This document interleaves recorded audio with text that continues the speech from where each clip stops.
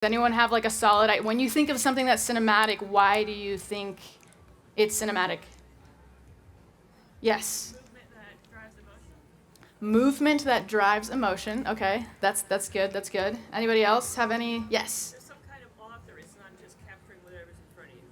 Okay. All right. So telling a story. Okay. Having a voice, something like that. Okay. Great. That's all great. Anybody else have any ideas of what they claim to be cinematic? No? High quality. Okay, so you're looking for high quality. All right. I think those are all really good answers. So the thing that I try to do, I came up in filmmaking, like I said, honestly, without a ton of resources. I wasn't somebody who ever had a ton of gear. I never had a lot of money to buy this gear. So to be honest, I will show you guys what most of the stuff that I make is filmed on and filmed with. I'll show you right now. Literally, like this right here is probably my go-to setup. One lens, one camera body. I have a little cage and a top handle on here. A lot of the things that you're gonna see that I'm gonna show you are essentially filmed on something like this. I don't move with a ton of gear. I like to work light. I've also got the Fujifilm XS20 here. As you can see, it's got a funky little magic arm, is what I like to call it, on it, and I will show you guys a little bit about that later. But just so you know, everything that you're about to see, I have created essentially with something that looks like this, or actually this in my hand. So, all right. Okay, now I will show you guys my work to kind of establish like some sort of like who am I, the credibility that I may or may not have to be up here. But okay, so a lot of my work is based in like sports, fitness, lifestyle, and I really try, like I said, to have a high production value with honestly not a lot of resources and budget. As you guys might know, nowadays a lot of filmmaking shoots happen and there might not be a high budget, or you're trying to create really quality cinematic short films on your own and you're trying to shoot them alone. So I will show you guys an example of the kind of work that I do, and then I'll let that digest for y'all. So this is my reel.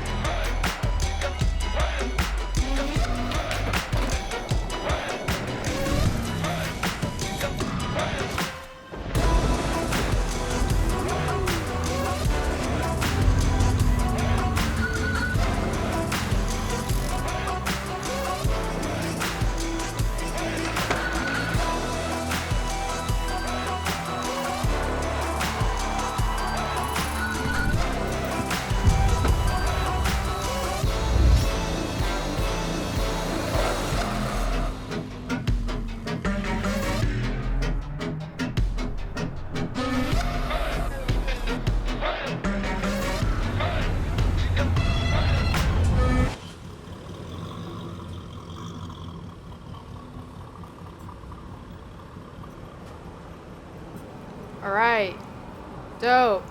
So that is just oh nice, you gonna clap for me? No, I'm just kidding. You don't have to clap, but no, thank you. So that is an example of kind of the majority of the work that I like to produce and I like to do. Again, all of that was shot with like a straight up, like a little camera body like that. And as you can see, some of the stuff that I do film has some lighting in it, but I will show you guys the very cheap lighting options that I use for all of that. So with that being said, we will start with the super basic. So I know some of you guys are really familiar with video, but most of you seem as if you might not have a lot of familiarity with video. So we're gonna talk my camera setup, which you just saw, so I don't need to run through that. But the settings that I typically use to create a lot of the images that you just saw, if you wanna take a photo of it, you totally can. But yes, so we can run through it. You guys can read it as well. But a lot of the times I am usually filming in a log format. So do you guys know what log is? Yeah, I see yes, I see no. No. Okay, so you don't know what log is. So essentially, a log format is a flatter image that has like no color on it. So essentially, a lot of the movies that you see, they will be shot in a log format, which has very little color. The image almost looks gray. And then what people do in post-production is they take that image in post-production and they do something called color grading and color correcting. Well, they'll add all that color in there. So a lot of what you just saw, I have filmed in a log format. Or if you're using Fujifilm cameras, Fujifilm has f-log1 and f-log2, so I typically use f-log2. That's my favorite thing to use because I love having control over kind of like what the colors look like in my video. So I typically am an f-log2 filmmaker. However, some of the images that you saw in that reel were also done with a film simulation. So Fujifilm, as you guys know, is very popular for having film simulations built in. I've used the Eterna simulation sometimes, and it gives you kind of like, if you're not really familiar with color grading or if that's not your strong suit, you can film with the Eterna simulation or any of the other simulations, and it gives you a nice base, so you don't have to go too crazy with the colors. So you can do either or. A lot of the times I'm filming in 6K or 4K, and I'm usually filming at 24 frames a second. So 24 frames a second. Does anyone not know what that is? Everyone, it's okay to raise your hand if you don't too. We all are learning here. But so usually 24 frames a second is like the movie standard of kind of like, if you want to show something in real time, it's usually filmed in 24 frames a second. If you want to show something in slow motion, you typically film it at a higher frame rate so that you can slow it down. So a lot of the things that I prefer to film are in 24 frames a second just because, like you were saying, you kind of want like that authenticity in your videos. And to me, I really love creating that handheld kind of authentic feel for my scenarios by using just normal 24 frames a second. And oftentimes I will shoot handheld. That way I can kind of follow motion. I can kind of create more of an environment where you feel like you're there and you feel like you're feeling the emotions of the image. And then we're talking about shutter speed goes along with that. You can play around with shutter speed. However, the usual standard for like having the most natural cinematic motion blur is usually double your frame rate. So if we're filming 24 frames a second, our shutter speed will usually be 1/50. Does anyone have any questions about that? Don't be shy, don't worry. Okay, no questions. So another tool that I like to typically include in my filmmaking arsenal is a variable ND filter. I actually have one right here on the front of my lens. Let me take it off for you so you can see. Does anyone not know what an ND filter is? You don't know what an ND filter is? Okay, word. So we're going to show you right now. So this is a variable ND filter. It essentially, I'm not sure if you guys can see that, but when I move it, let me see if I can even do it for you guys. When I move it around, it darkens. So can you kind of see that it got darker and lighter? So typically when you're filming something, if you want to keep your aperture low for video, usually an ND filter is really, really key, because with video, you don't have the freedom like in photo to play around with your shutter speed if you want that cinematic motion blur. So say we're going to keep our shutter speed at 1/50, but we're shooting outside where it's super bright. And the only other tool that you kind of have to control, since we can't really mess with the shutter speed, all you have left is the f-stop, your aperture, and your ISO. So once you if you're outside and you crank your ISO all the way down and your image is still too bright, what's your next option going to be? You're going to start cranking that f-stop super high. And as you guys might know from photography, when you crank your f-stop that high, you're kind of losing that shallow depth of field.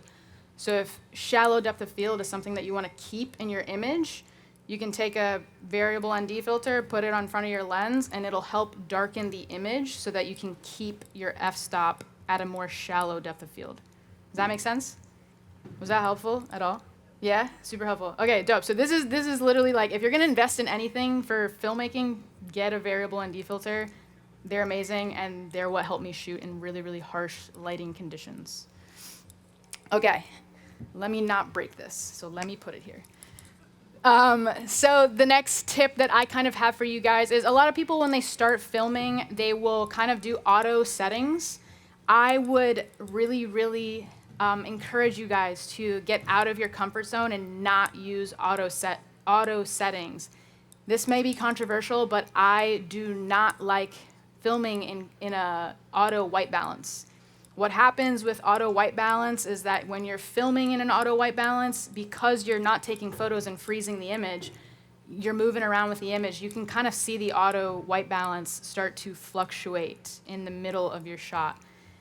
Sometimes that causes issues for when you're trying to create a specific mood, you're trying to color correct your videos. If you sometimes can notice, if you color correct your videos, but the white balance is fluctuating in the middle of the shot, you might run into issues with that. So I would personally stay away from auto white balance. I would probably do custom white balance. That's one of my tips. Autofocus, it's also controversial. I do, as you can see, I do a lot of things that are very high energy and high, I kind of have to like be following things that are moving very fast. So I love using autofocus. However, I have used a manual focus a lot of the times, but autofocus, manual focus, you can do whatever you choose. But I like my autofocus because it allows me to not worry about manually pulling focus.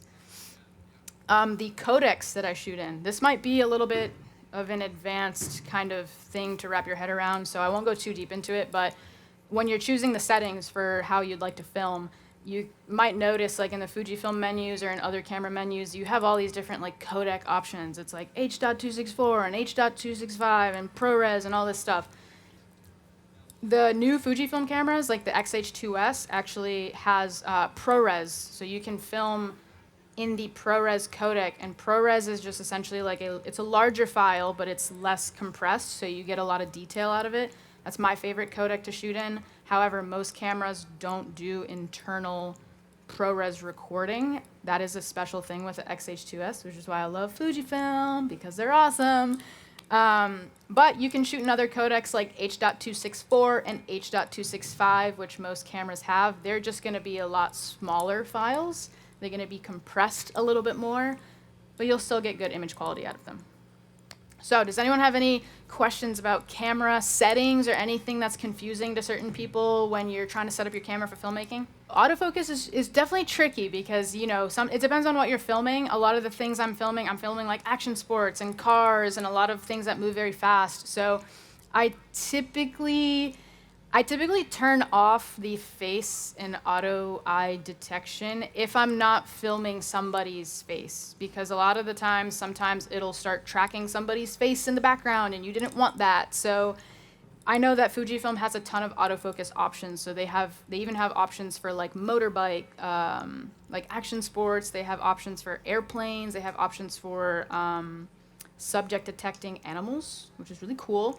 So I think for dialing in autofocus, I do have to typically do it based on the scenario that I'm in. So if I am filming someone, I'm going to put it on face and eye auto detection and just let Jesus take the wheel and pray that it holds on focus. And if I'm not, I will typically turn that feature off so that it'll subject track instead. Yeah, okay, that's a good question. So he's asking when I'm filming and if I'm filming in a log format. So I told you guys that log format looks super gray. There's no color, there's no contrast. A lot of the times that's very hard to look at while you're filming because everything looks gray and desaturated. So he's asking if I'm ever using what's called a Rec 709 transform LUT. This sounds very techie now, but no. So essentially what that is it'll take I would like the basic way that I would like to kind of explain it is that it kind of takes like almost like putting a filter over think of an Instagram filter. So you can change the Instagram filter. So it'll take the log image and it'll actually put a little filter on it so that you can monitor what you're filming with color actually on it. However, when you offload that footage, it'll be all gray. It'll be in log format still. So what I do is I actually film a lot of the times. People will yell at me and make fun of me for this, but a lot of the times I'm filming so light with like nothing on my camera. So sometimes I'm not even using a monitor. So what I'll do is I'll just turn the function on in the camera, the F-Log assist. So basically, yeah, it'll just take the Fujifilm Rec 709 and it'll put it onto the camera screen so that I can kind of see what it looks like in color. So yes, I do use a Rec 709 and it is always the Fujifilm one on top of the F-Log 2. But yes, that is a very helpful tip, is to monitor your footage with a Rec 709 on top of it, because it is very hard to film and log and look at a gray image. Any other questions before I move on to other topics? No? No? Nothing? Okay. I don't want to miss anything. All right. So let's talk about lighting, because I think a lot of the things that makes something higher production quality is when you understand light and how to use it. So I'm going to show you guys this other video that I made. It's like 30 seconds, so it's not super long, but it's a good example of a video that I made that utilizes both natural light and it also utilizes artificial light that I created. So I'll show it to you first, and then we can talk about it afterwards.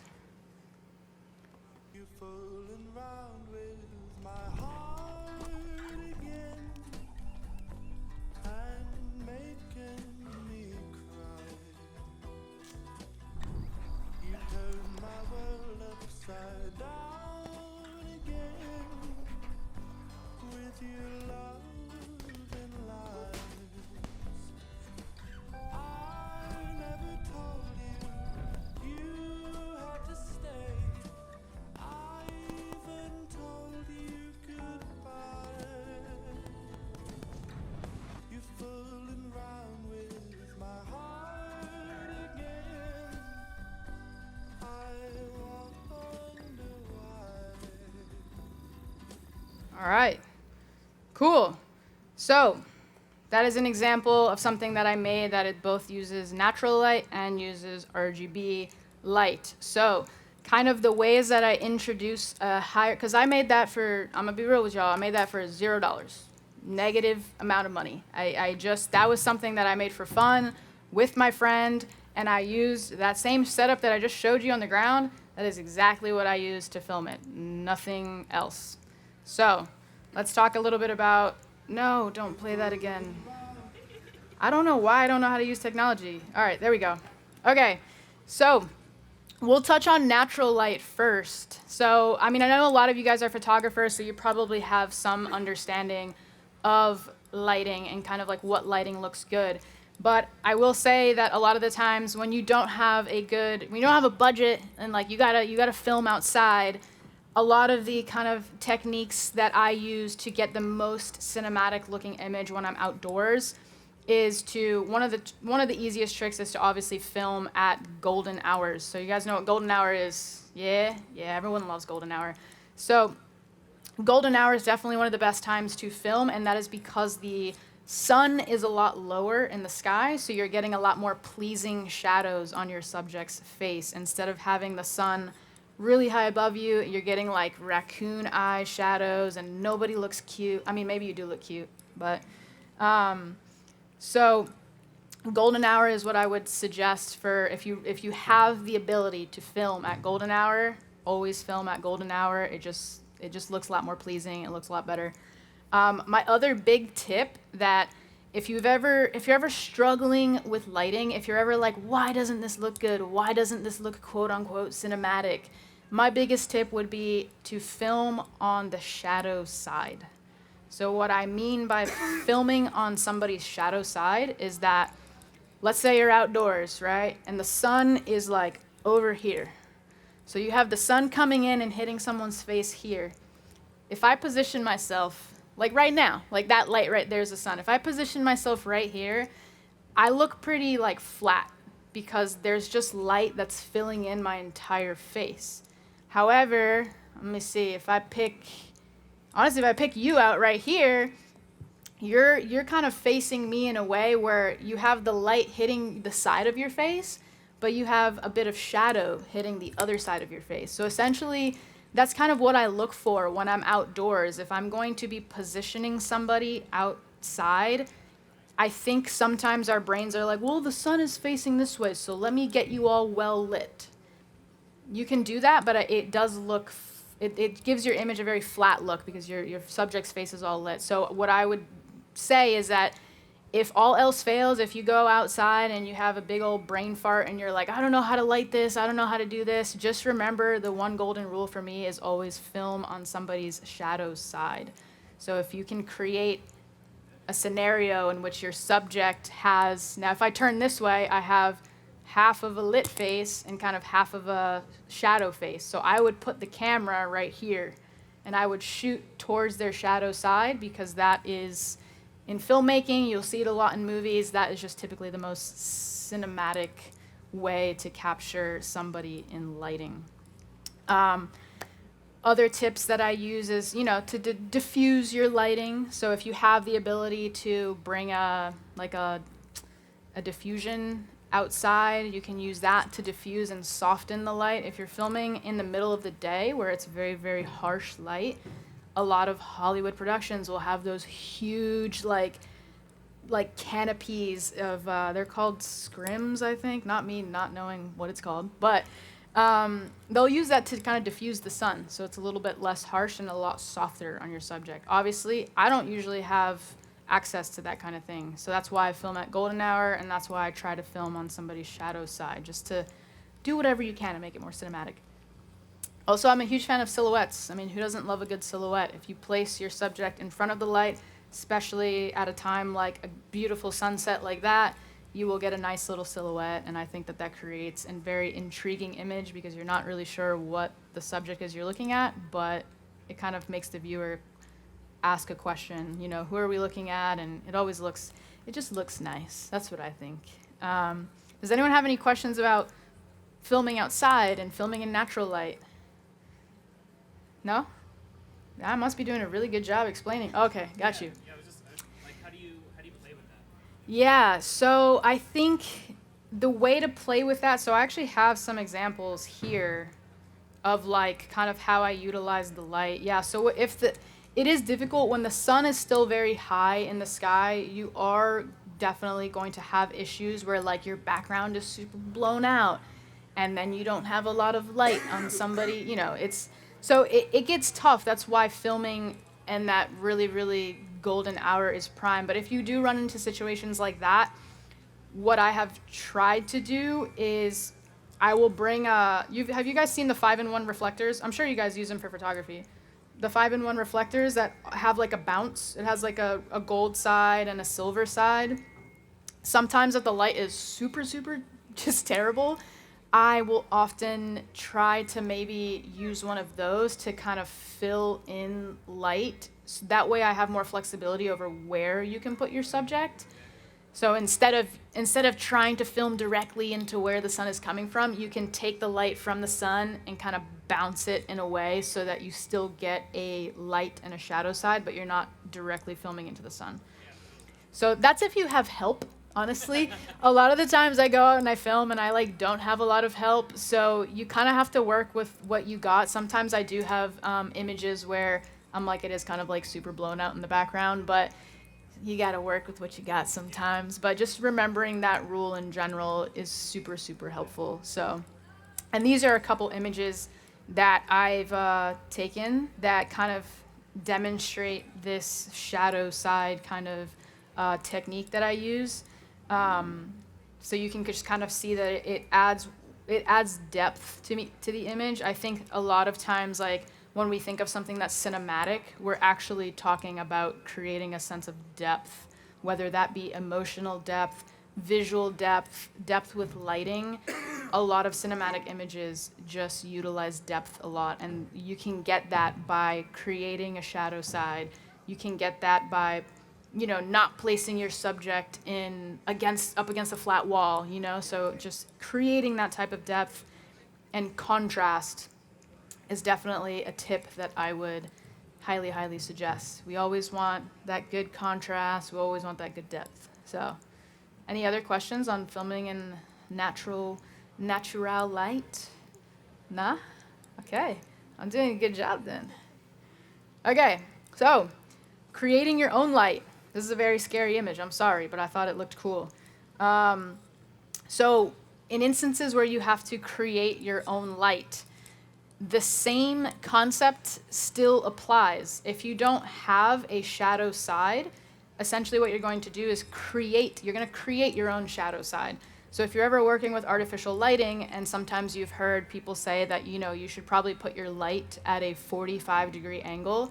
So instead of lighting your subject from the front, that's not really that cinematic. It's going to give them just like their whole face is lit. So typically what I do is I just place a light source at a 45-degree angle. So in this image, for example, you can see I had a light off 45 degrees from his face. You can kind of see that white light is highlighting like half of his face, and then you kind of have a dark shadow side on the other side of his face.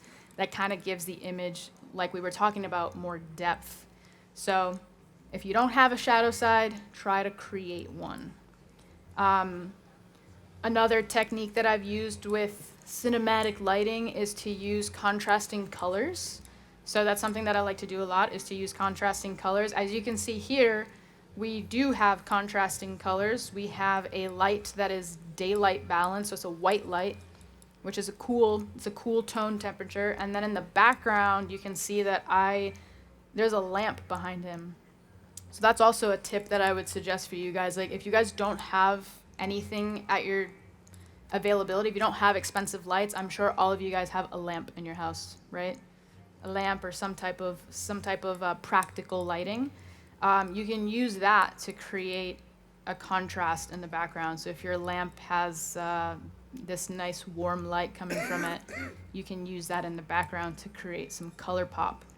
So using contrasting colors, and you can also see that I kind of did that. Let me see I don't remember what my next slide is. There it is. So same concept applies here. This is an example of using minimal gear, because as you can see, I just have a stack of boxes in the corner of my bathroom. And what I did was I just took a cheap tube light. Have you guys ever seen the tube lights? Yeah, so I took one of the tube lights, and they are very cheap. I will show you them on another slide.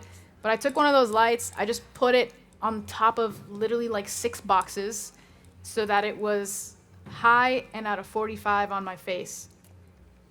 After I did that, I put the camera on the shadow side of my face. So you can kind of see that there's a light side and there's a shadow side.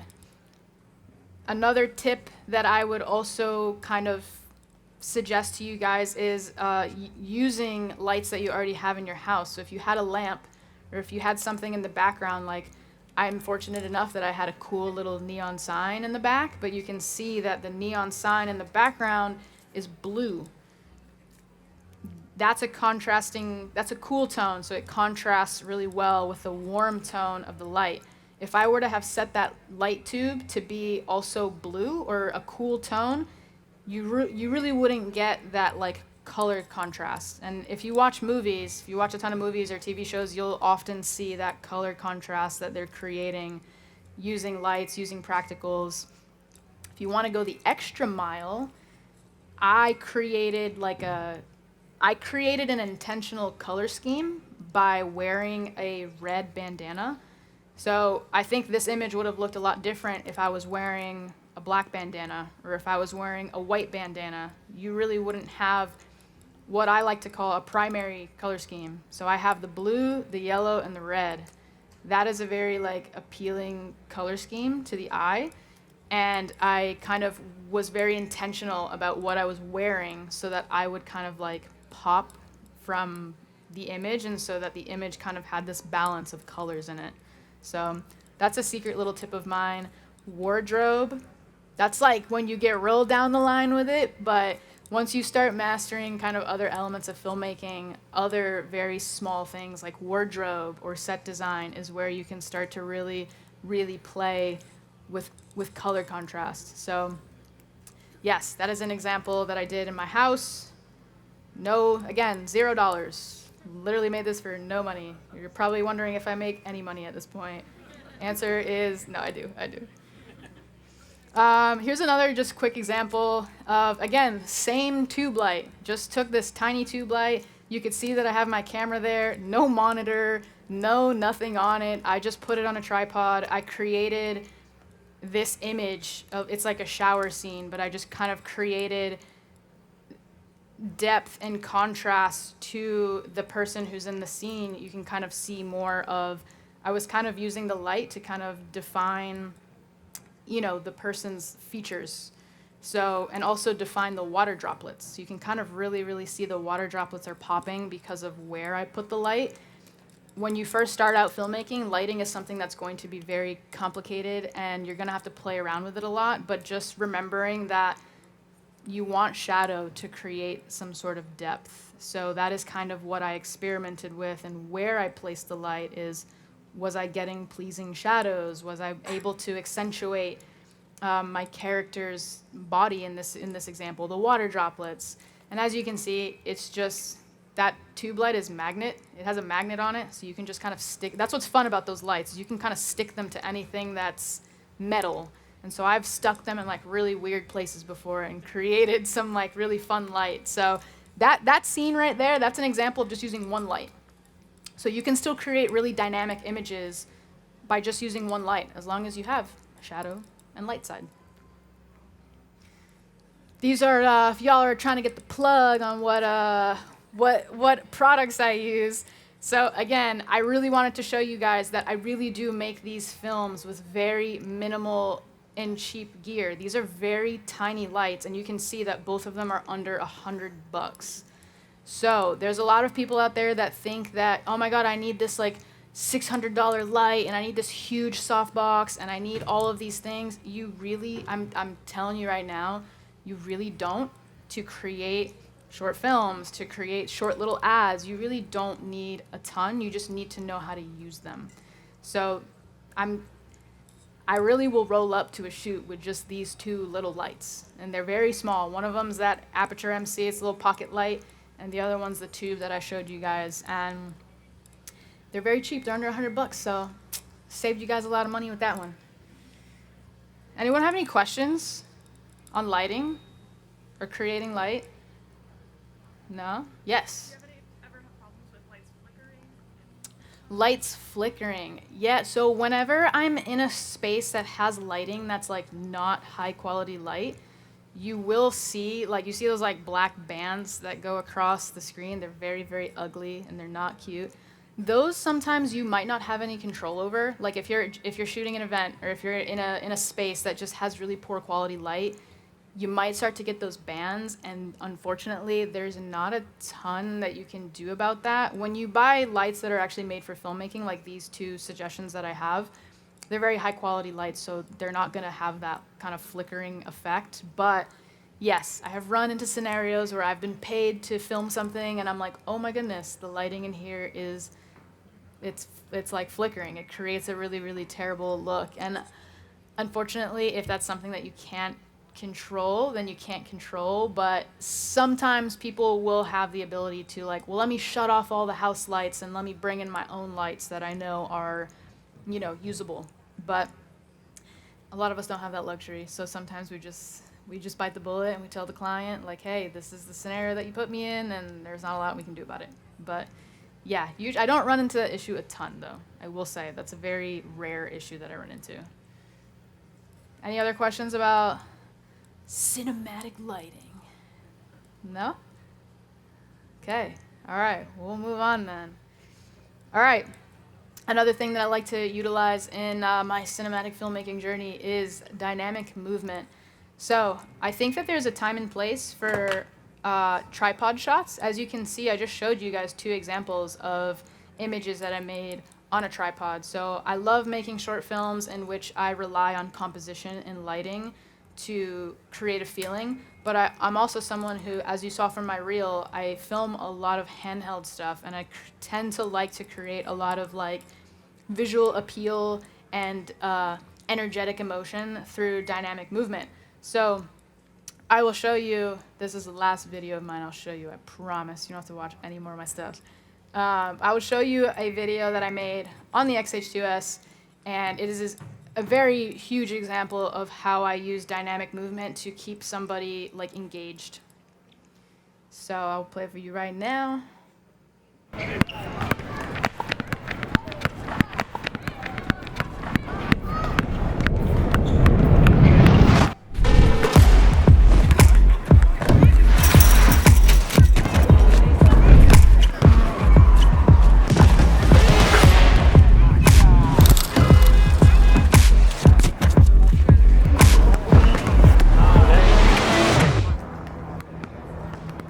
Sweet. All right. So that was a little example of a little kind of sports ad that I made. I'm a really, really big believer in, again, getting out of your comfort zone and kind of getting out of the whole. A lot of people, when they start filmmaking, you know, they'll kind of be kind of frozen in one spot and they really don't know. I saw this on my workshop that I just did with the bikes. You know, people didn't really know like what should I get or what should I do. And honestly, a lot of the ways which I create engaging movement in my films is to just follow the action. So, when I came up to this spot and I saw that they were passing the basketball to each other in the way that they were passing it, I was like, I could stand here and film this statically.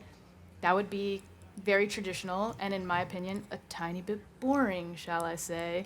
But I love to kind of follow someone's action. So I said, okay, instead of me standing static to film this scene, how about I actually move wherever the basketball goes. I chose the basketball to be my subject. So I was like, you know what, I'm just gonna follow the basketball. And that created a really interesting shot where someone passed the basketball and I kind of followed it as it went up. Those are just kind of things that I like to think of when I'm kind of observing kind of how something works or how a scene flows, is to definitely pay attention to how is someone moving in a scene. A lot of the times, I know that people are sometimes like, oh, well, how does that create emotion? How does that create... I think that following somebody's natural movements kind of places the viewer more in that environment. It places the viewer more in that scene and kind of helps them connect more with what's going on. So I'm a huge fan of handheld movement, and I'm a huge fan of like really getting up in the action and kind of following and observing, okay, this person's moving in this way. How can I capture their movements in a way that also places my viewer in that environment? How can I make the viewer feel like they're there experiencing what I'm filming? So yes, dynamic movement, something that I really, really enjoy. Does anybody have questions on that? Yes, you in the back. Okay, yeah, no, that's a great question. Do I change my shutter speed for fast movement was the question. So I actually don't most of the time. So you can, so if you crank your shutter speed, obviously if you guys do photography, so if you crank your shutter speed, you're gonna get less motion blur. You're gonna get more crispness. So there's a lot of times where if you wanna be stylistic, you can play around with your shutter speed. So you can crank the shutter speed really high and it'll give you kind of this like jittery look. A lot of the times, actually, if you guys have seen like films that are like war films, like a lot of the times they'll do like a technique where they'll crank the shutter speed so it looks very like jittery. I don't really know how else to describe it, but it has this like very jittery like effect, and that happens when you crank the shutter speed for video. I like natural motion blur, so I tend to keep my shutter speed at 1/50th. However, I have gotten a little funky with it, and I have actually lowered my shutter speed, like really low, so that I get this intense motion blur. That's something that I like to play around with in my editing, and I don't think it was in this one, maybe a tiny bit in this one, but yeah, there's instances where I'll drop my shutter speed super low, and it'll create this super blurry, almost like dizzying, like you're drunk effect kind of thing, for lack of a better explanation. But yeah, those are things that you can play around with and you can get very stylistic. I'm a huge fan of like get weird with it. Like there's rules, but I'm a huge fan of like break all the rules. I really think that that's kind of what makes filmmakers stand out is when, you know, you learn the rules, but then you start to step out of your comfort zone, you start to break the rules. I love doing stuff like that. So I saw you had a question. Yes. For handheld shots, is there anything special or particular that you do to make the footage not as shaky or shaky cam? Yeah. Not make you want to throw it away? Yes. So there's definitely a way that I like to shoot. Maybe I'll do a little demonstration right now. So a lot of the times when I film, so I think a lot of the times when people start filming, they'll be like, they'll use their hands and they'll just do a lot of this, but they won't use their body. So like when I film, in order to get a handheld look that it's handheld, but it's not like that. In order to get that type of look, you really have to learn how to swing your body like with the camera. So I really do. If you've ever seen me film, I look crazy because I'm literally like doing squats and I'm doing this, and in just using your body as a stabilizing force to still get that raw movement, but not have it be like, oh my God, this person like doesn't know what the hell they're doing. So that's kind of the technique that I would use. Is I typically hold the camera like this. This is also why I have a top handle. It creates more of like a steadiness. And then I typically kind of tuck my elbows in, and I will use my body to kind of sway, and I'll do this kind of thing, and I'll sway around, and I mean, I'll do a bunch of crazy stuff. I'll ride a skateboard with this and like do all types of stuff, but typically that's kind of the way that I keep it from looking super, super shaky. You gotta do tasteful shakiness. Tasteful shakiness is the way. So that's kind of how I would approach not getting so much of the jitter in it. Any other questions? Yes. Yeah, that's a good question. So the question was, as I'm moving around, am I pulling focus or am I doing autofocus? So sometimes I am crazy and I will try to pull focus while I'm doing all these crazy movements. However, it sometimes works and it sometimes doesn't. I've done it both ways. Most of the time when I'm filming like sports or anything that's super action-based, manual focus is just gonna cause me to slow down. So typically I will use the autofocus. And usually the autofocus is pretty decent at like picking up, like kind of keeping, if you're not swinging your camera like crazy, it's pretty decent at keeping your subject in focus. But obviously with stuff that's super energetic and high dynamic, like it might lose focus here and there, but it's okay. We're all right with it. But yeah, sometimes I do pull manual focus. If there's something that autofocus is really messing up with, I will then switch to manual and I'll try it manually. And that is an insane move because yeah, for the amount that I move, it is a little bit tedious, but with practice, you get better at it. Oh, I got 5 minutes. I'm like, do you have a question? It's like 5 minutes. Okay. Nope, I keep doing that. We're not playing that again. Okay, so my last tip, which is kind of just riffing off what I just said, would just be to get creative with your angles. Like, don't be afraid to get weird with it. Like, I will be the first person to encourage you to put your camera somewhere bizarre. I will be the first person to tell you to, oh, you want to get a shot from like inside of a trash can? Like, do it. Like, I really do believe in pushing the boundaries of filmmaking. There's a lot of people that go towards more traditional ways of filmmaking. I'm definitely not that person. I definitely will get very weird with it. One of the ways that I get creative with angles is that magic arm that I was telling you guys about. So I have bought one of these guys, and it is essentially it's called a magic arm. You can literally look it up on Amazon. It's pretty cheap because I don't buy anything that's that expensive apparently. But I'm pretty sure this magic arm was like $20. What I've been doing with it is I've been literally clamping this camera to like the most bizarre places, and it provides a really, really cool point of view that you can't really get with other types of shots or other cameras. I have Fujifilm's XS20 on here with the 8mm. I love this setup because it's like super, super light, and it allows me, like with a lighter setup that's super stripped down, I think you're able to get more of a interesting point of view because you don't have this chunky camera with a chunky monitor on it. It's not heavy. It's, you know, I just have this. And this, honestly, this is why I'm such a believer in, like, you don't need a ton of stuff to get really, really cool looking shots, because this setup right here has allowed me to get some of the most creative shots that I have ever gotten. And essentially it just screws into the bottom of the camera, and it's got a little clamp here. So you see I can like loosen it, and then I can just attach it to anything. Literally anything. I've attached it to a plate of food, and I've had someone bring the plate of food out, and the camera moves with the plate of food. And it's just a really cool, interesting perspective. As you can see here, I was being super reckless, and I was putting it on my skateboard.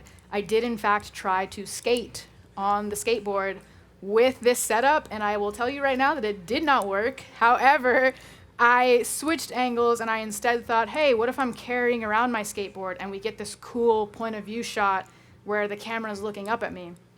So I attached this funky guy to the tip of my skateboard, and I was able to get this shot. We'll see if it plays. Oh, there we go. And it's just like a cool funky perspective.